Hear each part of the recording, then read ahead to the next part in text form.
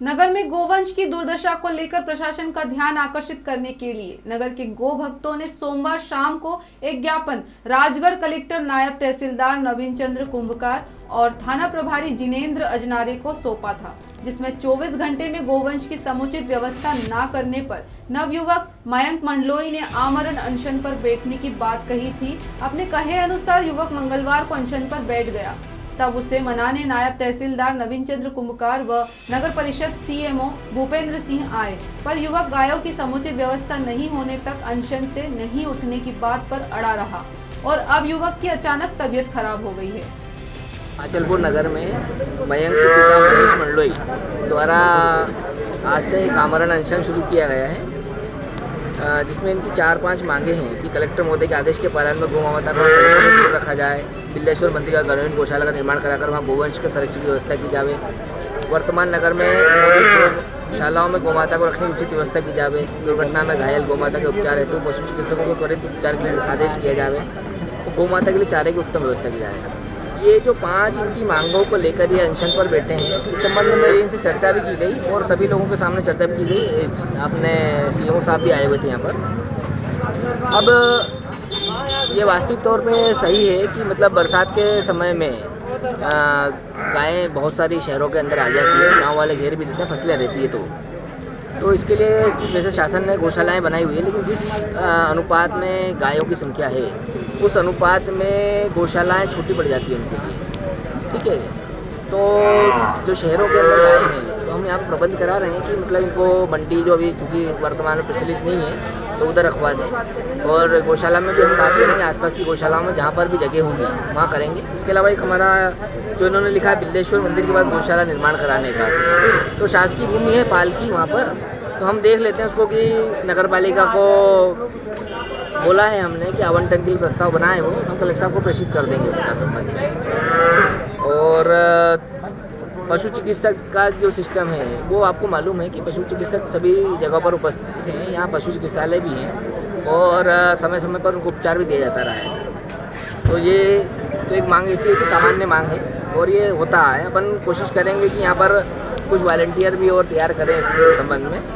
और एक चारे की जो व्यवस्था है तो हम क्या करते हैं कि यहाँ पे अतिक्रमण चिन्हांकित करा लेते हैं। अगर शासकीय भूमि पर अतिक्रमण है इतना लेकर जो आमरण अनशन चल रहा है, हाँ। इसमें आपके द्वारा क्या व्यवस्था की गई? मतलब गाय को हटाने के लिए कलेक्टर महोदय द्वारा से 10-15 दिन पहले निर्देश दिया गया था, मेरे द्वारा कर्मचारियों को ड्यूटी लगाई गई है। उसके अनुसार रोड से गाय को हटा के कहीं भी जहाँ खाली जगह वहाँ पर करने के निर्देश है और मेरे द्वारा ड्यूटी लगा दी गई है जो हटाते हैं। इनकी स्थायी व्यवस्था कुछ ऐसी हो, इसके बारे में आप कुछ बोलना चाहेंगे? गौशाला हिमाचलपुर में है, इसलिए नई गौशाला बनाने के लिए प्रस्ताव करेंगे, जैसे कि तहसीलदार साहब ने कहा, वो करके भेज देंगे। शासन से जब हो जाएगा वहाँ बिल्लेश्वर की बनवा देंगे। सर, ये जो व्यवस्था की जा रही है, क्या ये बाजार चौक की गायों के लिए या पूरे नगर की गायों के लिए? मोहल्ले मोहल्ले में सभी दूर गायें बैठी रहती है, तो क्या इन सब गायों की व्यवस्था एक जगह स्थान पर हो सकती है? एक जगह पर जगह इतना नहीं है, जहाँ जहाँ जगह मिलेगी।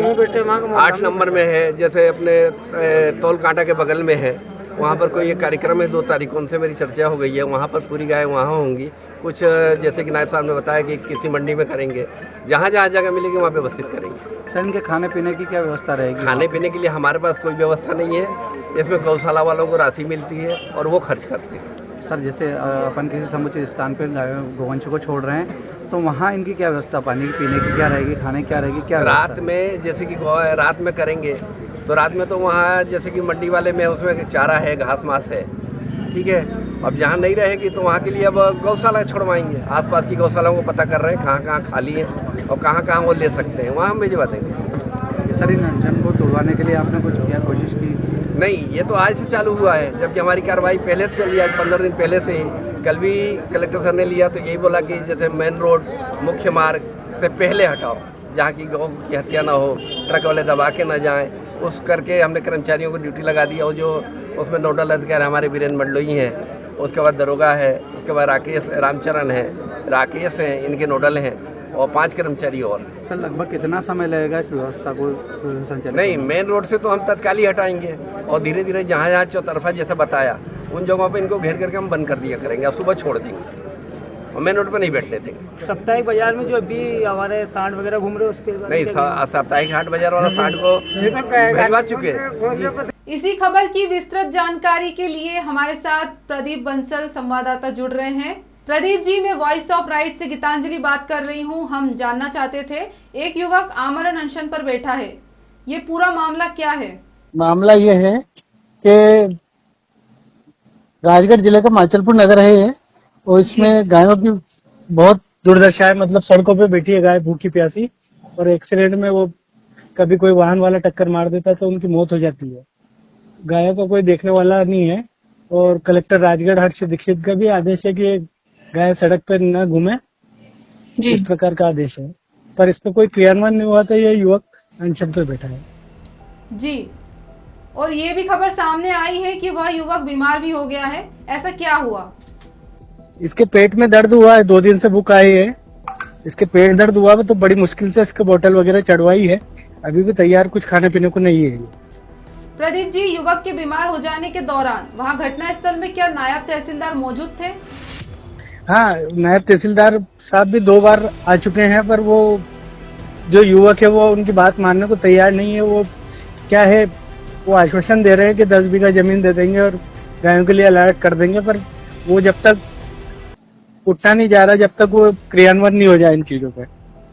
जी प्रदीप जी, जुड़ने के लिए बहुत बहुत धन्यवाद। और भी जानकारी के लिए बने रहिए हमारे साथ।